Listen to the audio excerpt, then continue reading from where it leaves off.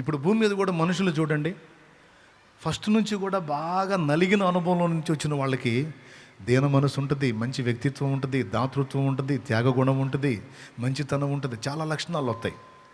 First నుంచి అప్పనంగా తిని నడమంతరంగా మిడివేలంగా పెరిగిన వాడికి ఎట్టుంటుంది చెప్పండి. ఇప్పుడు ఎక్కడ దాకేందుకు నీ సంతాన సంగతే చూడు.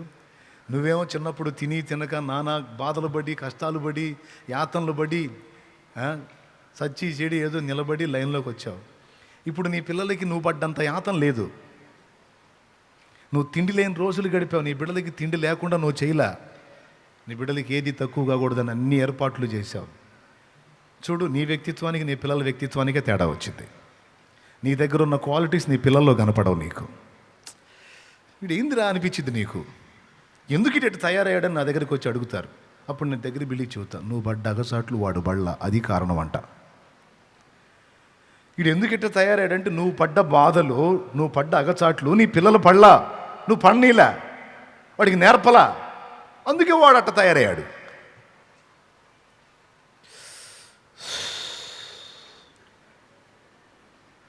ఆయన రెండు చేతులు ఎత్తి మీద పెట్టుకుంటారు కొంతమంది. కరెక్ట్గా చెప్పావన్నా. నేను పడ్డ బాధలు నా బిడ్డ పడకూడదు, నేను పడ్డ కష్టాలు నా బిడ్డ పడకూడదు, వాడికి ఏది తక్కువ కాకూడదు, వాడికి ఏ నొప్పి తగలకూడదు, వాడికి అన్నీ కొప్పేయాలని కొప్పేసి కొప్పేసి కొప్పేసి ఈ దరిద్రుడు ఇట్లా తయారయ్యాడు. అక్షర సత్యం, నగ్న సత్యం అది. అర్థమైందా? తెలివిగల తల్లిదండ్రులు ఏం చేస్తారంటే పిల్లలకి అన్నీ ఏది తక్కువ కాకుండా అన్నీ సమకూర్చాలి, మంచిదే ప్రేమ. కానీ తెలివిగల తల్లిదండ్రులు ఏం చేస్తారంటే వాళ్ళ దగ్గర సమృద్ధి ఉన్నా కూడా దాన్ని మరుగు చేసి పిల్లలకు దీన మనసు వచ్చేటట్లు తమ బాధల్ని, కష్టాలని, త్యాగాన్ని వాళ్ళకు అర్థమయ్యేటట్టు చేసి, ఎదుటి మనుషుల కష్టాన్ని కూడా అర్థమయ్యేటట్టు చేసి చక్కగా చెక్కుకుంటారు, శ్రమానుభవాన్ని నేర్పుకుంటారు తెలివిగల తల్లిదండ్రులు. తెలివిగల తల్లిదండ్రులు. సోది మాలోకాలేమో వాడికి అసలు నొప్పి తగలకూడదు, వాడికి అది కాకూడదు, ఇది కాకూడదు, అట్టు ఉండకూడదు, ఇట్టు ఉండకూడదు, బాగా చేస్తే వాడేమో పెద్ద ఈళ్ళనే దంతను మొదలుపెట్టాడు. మనుషుల్లాగా దేవుడేం పిచ్చోడు కాదు. ఆయన శ్రీమంతుడు అయి ఉండి కూడా మనల్ని ఎందులో పెట్టాడో చూడండి. ఆయన శ్రీమంతుడు అయి ఉండి కూడా నిన్ను ఆర్థిక ఇబ్బందుల్లో పెట్టాడు.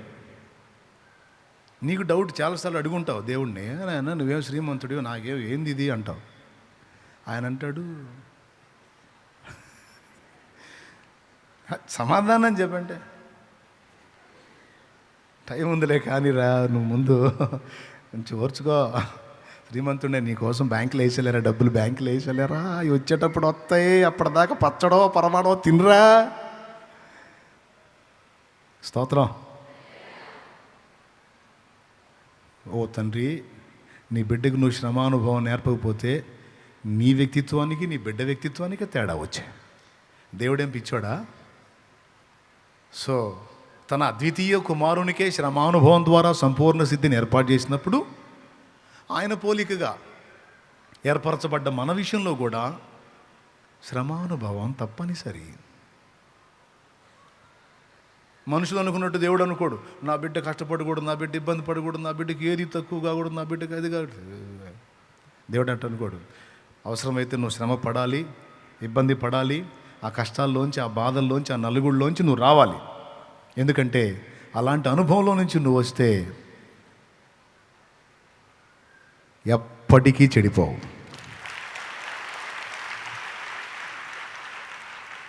ఎప్పటికీ చెడిపోవు.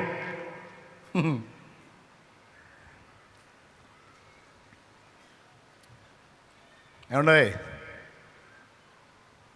వంటగదిలోకి వెళ్తున్నాను, అబ్బాయి ఆడుకుంటున్నాడు, చూడండి, పుస్తకం చదువుతున్నారు, బాగానే వెళ్తున్నా. ఓ దీపం వెలుగుతుంది, దీపం కాసేపటికి క్యారమని క్యాక్ వచ్చింది. పరిగెత్తుకుంటూ వచ్చింది భార్య. ఏమైందండి, ఏమైంది, బాబు ఏంది అంతలా ఏడుస్తున్నాడు? వాడికి దీపం కాలిందిలే అన్నాడు. దీపం కాలిందిలే అన్నాడు. పోయేటప్పుడు అప్పచెప్పి వెళ్ళాక కాస్త చూడమని మరీ మీరు, ఓయ్ నేనే తగిలిచ్చేవాడు కదా. స్తోత్రం, హల్లెలూయా. ఏంటి? అవును, నేనే తగిలిచ్చేవాడికి. అసలు మీరు కన్న తండ్రేనా మీరు? ఏంటి వాడికి నిప్పు తగిలించడం ఏంటి అంటే ఏం చేయమంటావు? వాడిని ఇప్పటికి 10 సార్లు నెట్టా, పోరా పోరా పోరా పోరా అని నేను 10 సార్లు బుక్కు చదువు 10 సార్లు నెట్టా. ఇప్పుడు కదిలితే ఆడికే వస్తున్నాడు. అందుకని ఒక్కసారి టచ్ చేస్తే చరిత్రలో రాడు కదా, అందుకని టచ్ చేశాను. ఇప్పుడు కావాలంటే చూడు, రే బుజ్జి దా ఎదిగో దీపం ఎదుగంటే వాడు అదురుకు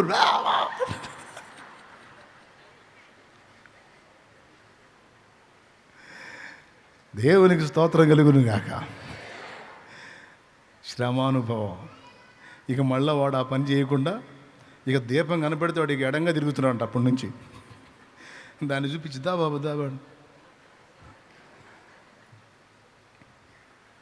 మన వ్యక్తిత్వాన్ని చెక్కుతాడు ఆయన. అర్థమైందా? కాల్చబడకపోతే స్వర్ణం. మరి మీకు తెలియదా ఏంది? తెలుసు కదా, ఏం అవసరం లేదు. ఓకేనా? ఉంటుంది మరి. అయితే ఇప్పుడు ఇంకో విషయం చెబుతా. ఇప్పుడు దాకా చెప్పింది మనకి తప్పనిసరే కాదా? పెద్ద చెప్పండి, గట్టిగా చెప్పండి. అవునా? డౌట్ లేదుగా, 100%. వ్యక్తిత్వాన్ని నిర్మాణం చేయటం కోసం తాత్కాలికంగా అవసరమే కానీ పర్మనెంట్గా అవి ఉండాలని దేవుడు కోరుకోలేదు. భూమి మీద కూడా పర్మనెంట్గా అవి ఉండాలని కోరుకోలా. ఇది ఇప్పుడు ట్విస్ట్. మరేం కోరుకున్నాడంటే మనము నెమ్మదిగాను సుఖముగాను సంపూర్ణ గౌరవము కలిగిన వారిగాను ఉండాలని దేవుడు కోరుకున్నాడు. ఇప్పటిదాకా అగచాట్లు అవసరం అని చెప్పి, ఎందుకు అవసరం? వ్యక్తిత్వ నిర్మాణం కోసం అవసరం. ఇప్పుడు వాడు నీ వయసుకు వచ్చిన దాకా చిన్నప్పటి నుంచి వాడు కష్టసుఖాలు శ్రమానుభవాలు అన్నీ పొందాలనుకుంటావు. నీ వయసుకు వచ్చిన తర్వాత వాడికి మంచి వ్యక్తిత్వం వచ్చిందాక ఇక వాడు సుఖంగా హాయిగా హ్యాపీగా ఉంటాడని నమ్మేస్తావు. అలా ఉండాలనే కోరుకుంటావు. అంతేగాని నా కుమారుడు వాడి బతుకంతా అగసాట్లు పడాలని కోరుకుంటావా? కొద్దిగా వాడు నేర్చుకునే దశలో ఉన్నప్పుడు వాడికి అనుభవాలు అవసరమని నువ్వే అప్పగిస్తావు. నేర్చుకోవటం అయిపోయిన తర్వాత ఇక నీ బిడ్డకి ఏ ఇబ్బంది కలగకూడదు, అన్ని విషయాల్లో వాడు క్షేమంగా ఉండాలని కోరుకుంటాం. ఓకేనా? యేసయ్య కూడా ఆయన వ్యక్తిత్వం మనలో రూపుదిద్దుకున్నదాకా ఈ శ్రమానుభవం కానీ టోటల్గా దేవుడు కోరుకుంటున్నదైతే మనం గౌరవనీయంగా ఉండాలని కోరుకున్నాడట. నేను చెప్పలా, క్రొత్త నిబంధనలో పత్రికలలో తిమోతికి రాసిన పత్రికలో పరిశుద్ధాత్మ పూర్ణుడైన పౌలు చెప్పాడు. దేవుడే చెప్పించాడు, అది గ్రంథంగా చేసి మనకు పంపించాడు. ఆ ఒక్క మొక్క దగ్గర మీరు ఆగి ధ్యానించండి, దేవుడు ఏం కోరుతున్నాడో నీకు అర్థమైంది. నువ్వు గౌరవహీనమైన బతకాలని దేవుడు కోరుతున్నాడా? నువ్వు గౌరవంగా బతకాలని దేవుడు కోరుకున్నాడా? యేసయ్య బిడ్డలంటే గౌరవం లేనివాళ్ళు, అందరి చేత చీచా అనిపించుకునే స్థితిలో ఉండాలని కోరుకున్నాడా? లేకపోతే గర్వంగా కాదు, మళ్ళీ గౌరవనీయంగా ఉండాలని కోరుకున్నాడు. మాన్యత అంటే గౌరవంగా, గౌరవనీయుడు. మాన్యులు అంటే గౌరవనీయులు. మాన్య స్త్రీ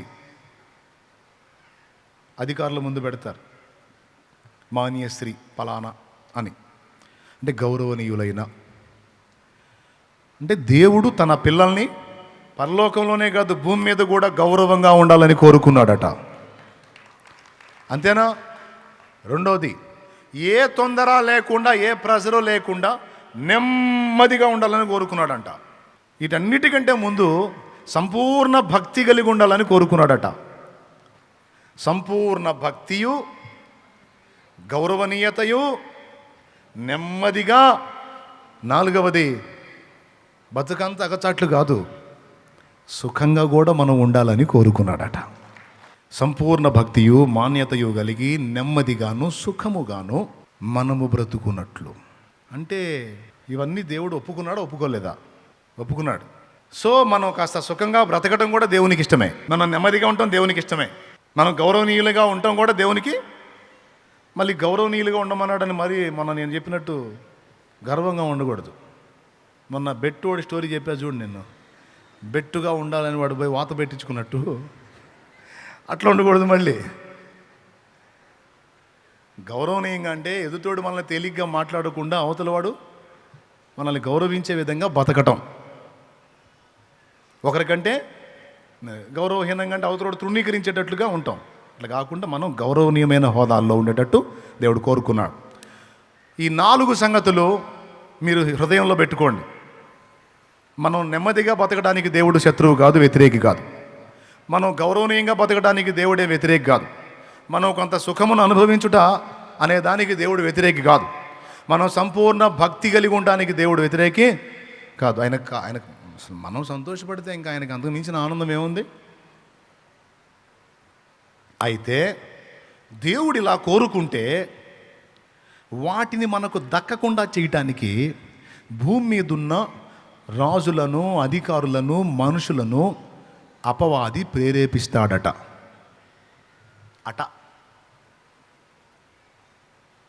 అక్కడుంది.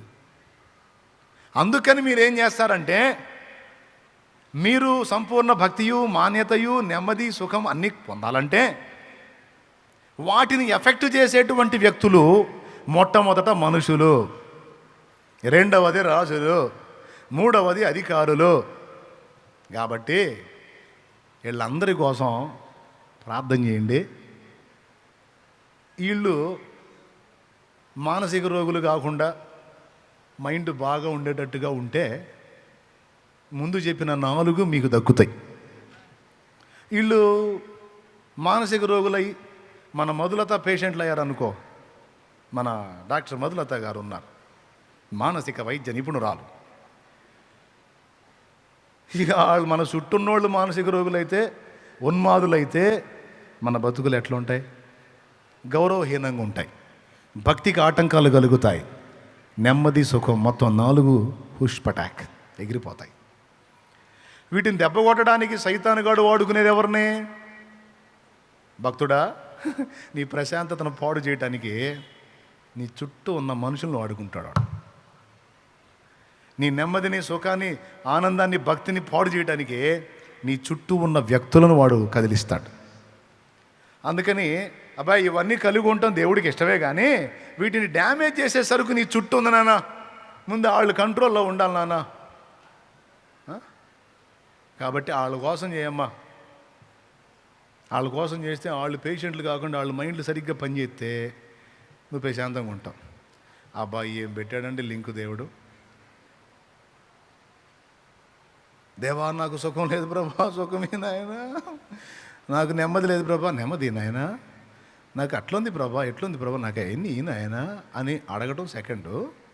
ఇవన్నీ నీకు దక్కాలి అంటే ముందు వాటిని నీకు దూరం చేసే వ్యక్తులు మార్పు చెందాలి,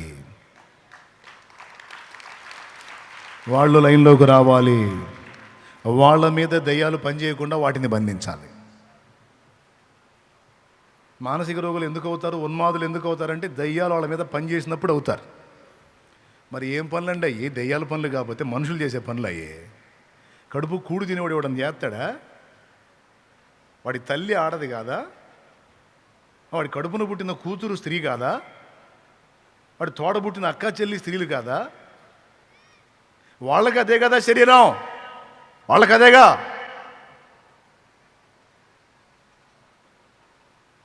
వాడు ఏం బట్టి చేశాడు? వాడు మనిషి చేశాడా? మానసిక రోగి చేశాడా? పైశాచికత్వం అంటే తర్వాత పిశాచి తత్వం. పిశాచి అంటే దెయ్యం. మనవాళ్ళు పైశాచికత్వం, పిశాచి తత్వం, అది దయ్యపు తత్వం. మరి ఎట్లా చేయగలుగుతారండి? ఎట్లా మనసు వచ్చిందండి?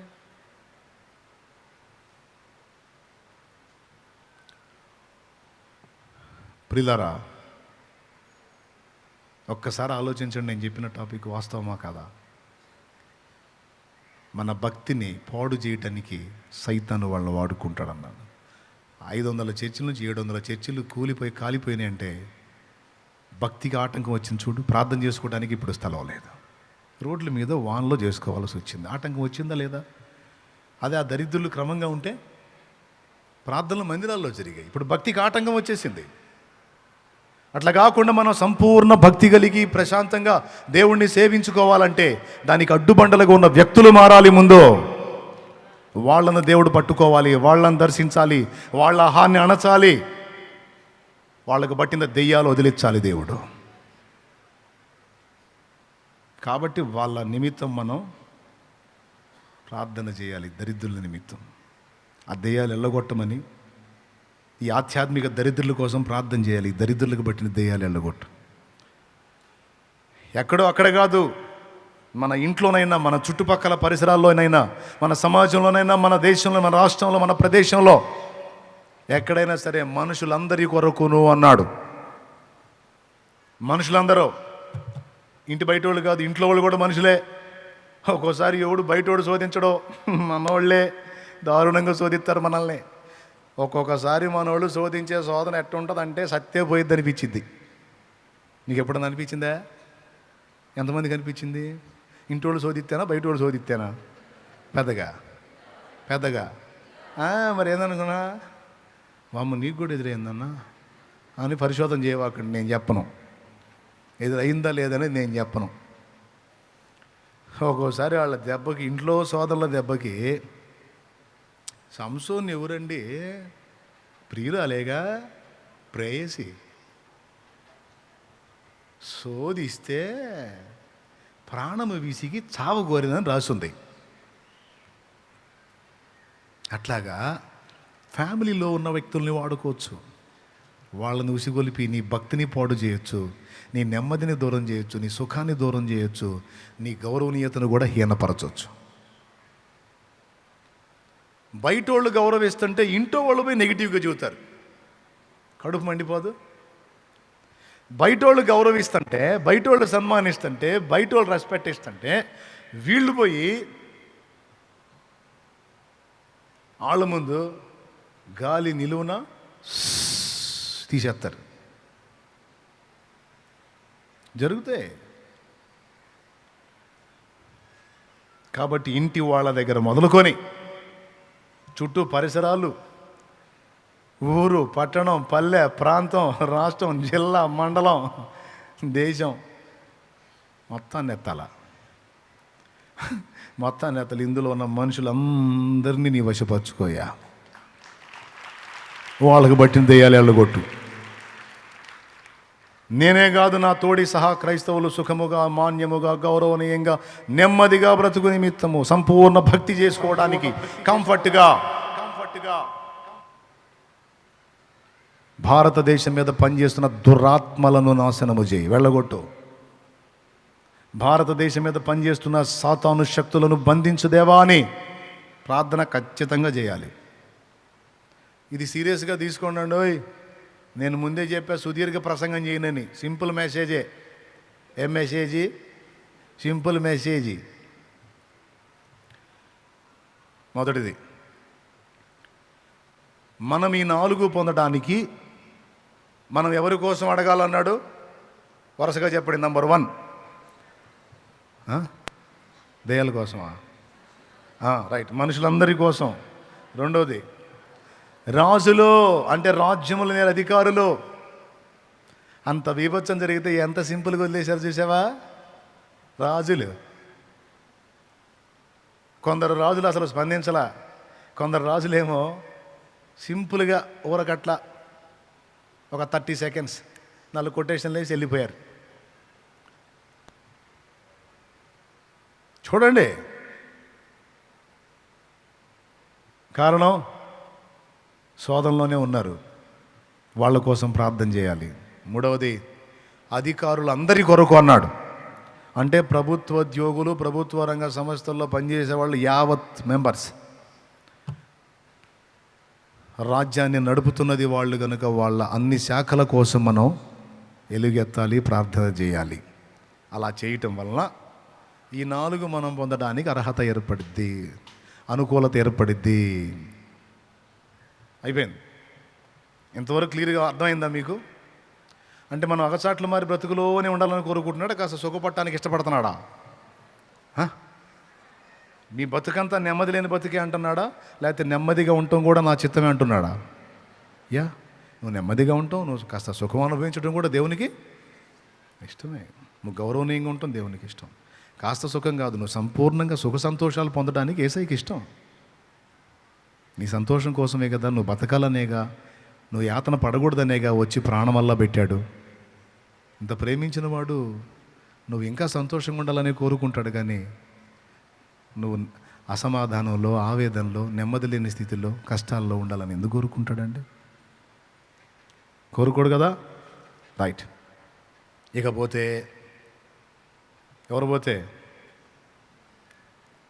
ఈ వచనాన్ని పక్కకు పెడితే, ఆ వచనం పక్కకు పోతే మీ హృదయంలో పెట్టుకోండి సుమా. యోబు గ్రంథం,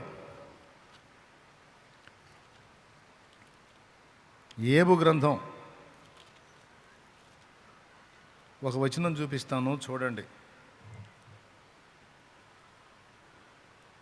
42వ అధ్యాయము 10వ వచనం చూడండి.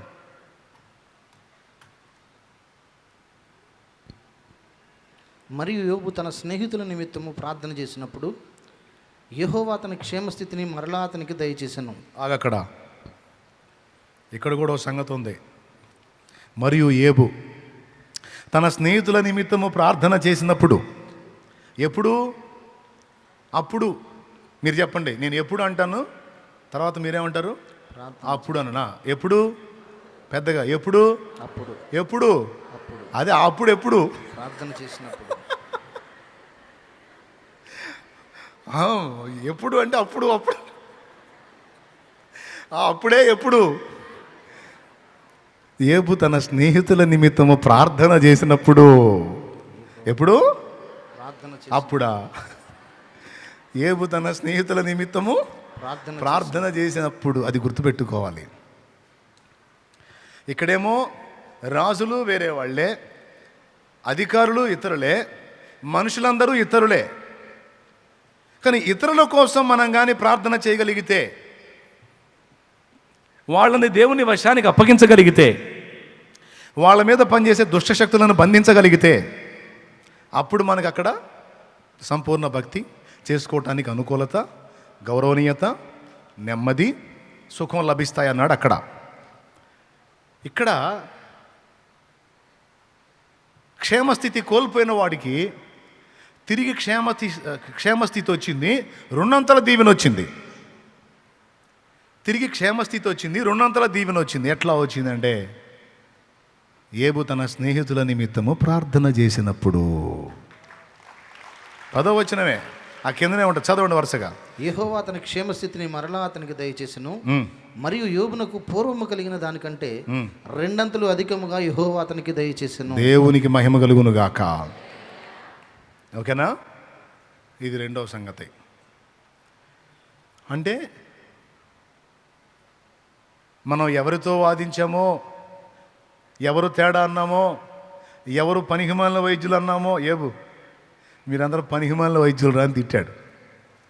వాళ్ళను మామూలుగా ఏకలా ఏమేం వదిలిపెట్టలో ఉతికారేసాడు వాళ్ళని కూడా. చివరికి యోబు సరిచేయబడ్డ తర్వాత ఆ స్నేహితుల యొక్క భద్రత యోబుకే అప్పగించబడింది. ఆ స్నేహితులు నిర్మూలం కాకుండా అంతసేపు వారి చేత బాధ నొందిన యోబు వారి కోసం ప్రార్థన చేసినప్పుడు దేవుడు వారికి క్షేమ సంగతి అటుంచి యోబుకు తన క్షేమస్థితి మళ్ళా వచ్చేటట్టు చేశాడు. 2 ఆశీర్వాదాన్ని ఇచ్చాడు.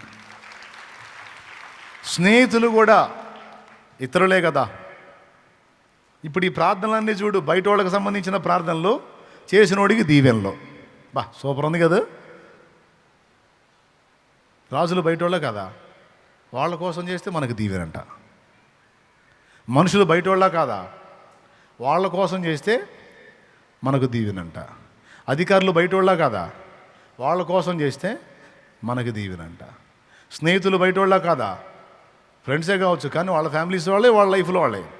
అయినా వాళ్ళ క్షేమం కోసం, వాళ్ళ భద్రత కోసం, వాళ్ళ రక్షణ కోసం ప్రార్థన చేస్తే మనకు క్షేమస్థితి మరియు రెండంతల ఆశీర్వాదం వస్తుందంట. అందుకే భలే భలే లింక్ చేశాడు అనుకుంటున్నాను నేను. చాలామంది మోకాళ్ళు వేయగానే వాళ్ళ కోసం మొత్తుకోవటం ఎక్కువ, బయట వాళ్ళ కోసం మొత్తుకోవటం తక్కువ. ప్రార్థన చెయ్యి అని మొదలుపెట్టి ఒక్కోసారి నలుగురు కలిసి కూర్చొని కొంతమందిని ప్రార్థన చేయమంటే మోకాళ్ళు వేసి ప్రార్థన మొదలుపెట్టిన కాడి నుంచి వాళ్ళ చరిత్ర మొత్తం చదువుతుంటారు వాళ్ళ ఇంట్లో. మనకేమో హింసలాగుంటుంది. ప్రభువా పెద్దోడు, ప్రభువా ప్రభువా చదివాడు కానీ ఉద్యోగం రాలేదు తండ్రి. పక్కన వాళ్ళు గట్ట ఉంటుంది. సరే ఉద్యోగం కదా పాపం అవసరం వెళ్ళి, అవునయ్యా సహాయం చేయ ప్రభా, పాప అయ్యా దేవా ఇయ్యయ్యా, అయ్యా రెండో కూడా అయ్యా ఉద్యోగం ఇచ్చావయ్యా నీ దయతో ప్రభువా. ఒక చిన్న కారు కోసం బిడ్డ అడుగుతుంటే ప్రభువా ఇంతవరకు ఇయ్యలేదు ఆయన అంటే ఎట్టుంటుంది పక్కన వాళ్ళకి, ఎట్టుంటుంది ఎట్టుంటుంది పక్కన వాళ్ళకి, ఎట్టుంటుంది చెప్పండి.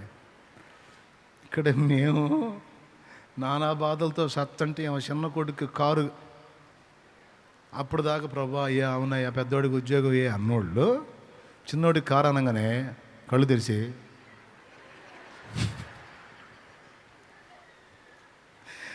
చూస్తారా లేదా, కళ్ళు అవునయ్యా ఈ తండ్రి తగలబెట్టాయి అన్నట్టు ఉంటుంది. దేవునికి స్తోత్రం. ఇక మళ్ళీ అయిపోవాలి అంతటితో. మళ్ళా అమ్మాయి అమ్మాయి అల్లుడు ప్రభువా, అల్లుడు తండ్రి, వాళ్ళ అమ్మా నాన్న ఏ ఏడిపించినా ఒట్టిదే, ఈ అమ్మాయి ఏడిపిస్తుంది వాళ్ళని, ఏ ఏడిపించినా ఏడిపిస్తున్నారు ఒట్టిదే, వాళ్ళకి నరకం చూపిస్తుంది. ఈ సంగతి పక్కన వాళ్ళకి తెలుసు. ఈ మనిషి ఏం చేస్తే వాళ్ళు మారాలి. ఎవ్వరికి మనశ్శాంతి ఉంటుంది అక్కడ కూర్చున్న వాళ్ళకి. ఈ టైపు ప్రార్థనలు ఎప్పుడైనా తగిలియా మీకు? తగిలితే చేతులు ఎత్తు, తగిలి మా ప్రాణం తీశారా అట్ట చేశాను. కొంతమంది చేతులు ఎత్తారు అంటే ఇట్ట చేసిన వాళ్ళని చూశారు మీరు, మీకు దండం పెడతా. పక్కన వాళ్ళు ఉన్నప్పుడు అటు చేయవాకండి. ఒంటరి కూర్చుంటారే మీ ఇష్టం. పక్కన మనుషులు ఉన్నప్పుడు సమష్టిగా వర్తించేటువంటి సంగతుల కోసం ప్రార్థన చేయండి. అందరికీ సంబంధించిన విషయాలు ఎత్తి చేయండి, అది పద్ధతి. అందుకని చుట్టూ పాపం వేరే ఫ్యామిలీస్ వేరే జనాలు కూర్చుంటే నీ మ్యాటర్ అయితే అనుకో చిరాకు సేదరేసి ఏకీభవించడం కూడా మానేసి చివరికి ఫస్ట్ ప్రభువా అయ్యా అవునయ్యా అని ఆసక్తికి మొదలుపెట్టినారు చివరికి. అవునయ్యా ఇది తెయ్యి లేకపోతే లేదు, మాకైతే అవసరం లేదు. ఏంది సోది పద్దాకలా నస ఒక దగ్గరేంది అసలు, ఒక దగ్గడేంది అసలు అనా? సింగిల్గా కూర్చున్నప్పుడు కూడా ఈ రహస్యం బయలుపరుస్తున్నాడు దేవుడు. ఏమనంటే నీ సమస్యల గురించి నువ్వు అడుగు తప్పులేదు, కానీ నువ్వు ఎక్కువ దృష్టి పెట్టాల్సినది ఏందో చూడు. నీ సంపూర్ణ భక్తి, మాన్యత, నెమ్మది, సుఖం ఈ 4 చుట్టూ ఉన్న వ్యక్తుల స్థితి మీద ఆధారపడి ఉన్నాయి. జాగ్రత్త. వాళ్ళని ఎత్తు ముందు, వాళ్ళ కోసం అడుగు, నువ్వు క్షేమంగా ఉంటావని చెప్పాడు.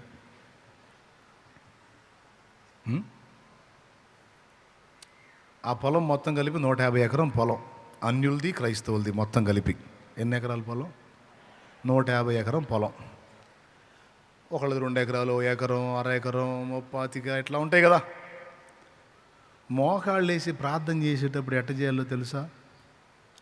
చుట్టూ అన్యులు ప్రభువా, నేను నీ బిడ్డని ప్రభువా, వాళ్ళది పంటని ఊడ్చుకొని పోనీ, నాకు సంబంధం లేదు. ఈ భూమి ప్రభువా నువ్వు ఇచ్చింది నాయనా, బాగా పండేటట్టు చేయి, బాగా పండేటట్టు చేయి. ప్రతి చెట్టు మొలవాలి, ప్రతి చెట్టు కూడా 50 కాయ వేసేది 100 కాయ వేయాలి. చెయ్యి బాగేసిద్ది. ఎక్కడో వాళ్ళ వాళ్ళ పొలాల్లో ఒక తెగులు పడిద్ది, మొత్తం అప్పుడు 50 కాయ 100 కాయ కాదు, అసలు ఒక్క కాయ కూడా ఉండదు, నెత్తి మీద కూడా. ప్రభువా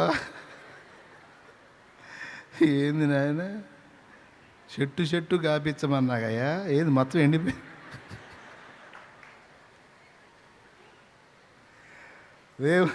వాడు అన్యుడైన క్రైస్తవుడని గుర్తుపెట్టుకో. చిత్రం ఏంటంటే, అన్యుడు కాదా అని వదిలేసావనుకో, దరిద్రం వాళ్ళ దగ్గర నుంచే స్టార్ట్ అయింది. అన్యుల ఇళ్ళకి నిప్పు పడింది అనుకో, మధ్యలో మన ఇల్లు ఉందనుకో, తగలబడిద్దిగా. పడితే పడదా? మన ఇల్లు నాకిద్దా, పాది మొత్తం. కాబట్టి ఏమన్నా నేను చెప్పే జోక్ అనుకున్నారు, జోక్ అనుకుంటే పళ్ళు రావుతాయి అందరికీ. సీరియస్ మ్యాటర్ కాబట్టి ఇట్లా చెబితే మీకు ఎక్కిద్దని చెబుతున్నా. నేను ఇట్లా బెగ తీసుకొని చెప్పాను అనుకో, మీరు కూడా అట్లా ఉంటారు. అందుకని ఫ్రీగా ఉంటారని చెబుతున్నాను నేను. మ్యాటర్ తేలికైంది కాదు. నీ పొలం 1 ఎకరమైనా, ఎకరమైనా, 2 ఎకరాలైనా, నువ్వు వేసిన 10 ఎకరాలైనా, నీ చుట్టుపక్కల ఉన్న పొలాల క్షేమం మీద నీ పొలం ఆధారపడి ఉంది. ఇది రహస్యం. వాడు చుట్టూ ఉన్నవాడు అన్యులకు ఇంకా డేంజరు. వాడు ఏదో దరిద్ర పని చేస్తుంటాడు, ఏదో శాపం తెచ్చుకుని ఉంటాడు, ఆడి శాపానికి ఆడికి తెగులు వచ్చింది, ఆ తెగులు మొత్తానికి వచ్చింది. మళ్ళీ చెబుతాను, మీకు తొందరగా అర్థం కాలే, మళ్ళీ చెబుతాను. నీ చుట్టుపక్కల ఉన్న పొలాల్లో ఎవడన్నా ఒక శాపగ్రస్తుడు ఉన్నాడు, ఒక దరిద్రపోడు అన్యుడే, వాడు చేసిన పాపానికి శాపానికి వాడి పొలానికి తగిలిందనుకో తెగులు, ఆడి దరిద్ర పనులకు తగిలిందనుకో మొత్తానికి వచ్చింది అది. అందుకని వాడిని కూడా క్షమించమని అడగాల్సిందే నువ్వు. ఎందుకు? నీ పొలం కోసం. దేవునికి స్తోత్రం. నేను చెప్పానా? నేను చెప్పాలా? ఇర్మియా గ్రంథము 29వ అధ్యాయము 7వ వచనం చెప్పింది, చూడండి. ఇర్మియా గ్రంథం 29:7. తొందరగా తీసేసాయి. నేను మిమ్మల్ని చెరగొనిపోయిన పట్టణము యొక్క క్షేమము కోరి, నేను మిమ్మల్ని చెరగొనిపోయిన పట్టణం యొక్క క్షేమము కోరి, దాని కొరకు యెహోవాను ప్రార్థన చేయుడి. దాని కొరకు, దేని కొరకు? మిమ్మల్ని బానిసలుగా తీసుకెళ్ళిన పట్టణం, మిమ్మల్ని ఇబ్బంది పెట్టిన పట్టణం, మిమ్మల్ని శ్రమ పెట్టిన పట్టణం, అన్యజనుల పట్టణం, శపించబడిన వారి పట్టణం, దాని కొరకు ప్రార్థన చేయండి. అందులో ఉండి మీకోసం చేసుకోండి. అల్లా దాని కొరకు ప్రార్థన చేయుడి, దాని క్షేమము మీ క్షేమమునకు కారణమగును. ఆ మాట అండర్లైన్ కొట్టాలా, అది ఎప్పుడు మర్చిపోకుండా గుర్తుపెట్టుకోవాలా. దాని క్షేమం మీ క్షేమానికి కారణమగును. ఇది అండర్లైన్ చేసుందా? చేస్తే సూపరు. కాదు మర్చిపోయి ఉంటారు, అందుకని గుర్తు చేశా. స్వార్థం ఎక్కువ మనకి. మోకాళ్ళు వేసిన దగ్గర నుంచి ప్రార్థనలో కూడా అంతే. చుట్టుపక్కల వాళ్ళు ఏదన్నా వేరే విషయాలు చేస్తే చిరాకు, మన గురించి చేస్తే మాత్రం అబ్బా హాయిగా ఉంటుంది మనకి. మోకాళ్ళు వేసి ప్రార్థన చేసేటప్పుడు కూడా మన గురించి అడుక్కోవటం ఎక్కువ, బయట సంగతుల గురించి తక్కువ. అడుక్కున్నంత వరకు చాలు. కానీ సూత్రం ఇక్కడ ఉంది, ఇది తెలుసుకొని జాగ్రత్త పడండి, అప్పుడు అన్నీ బాగుంటాయి.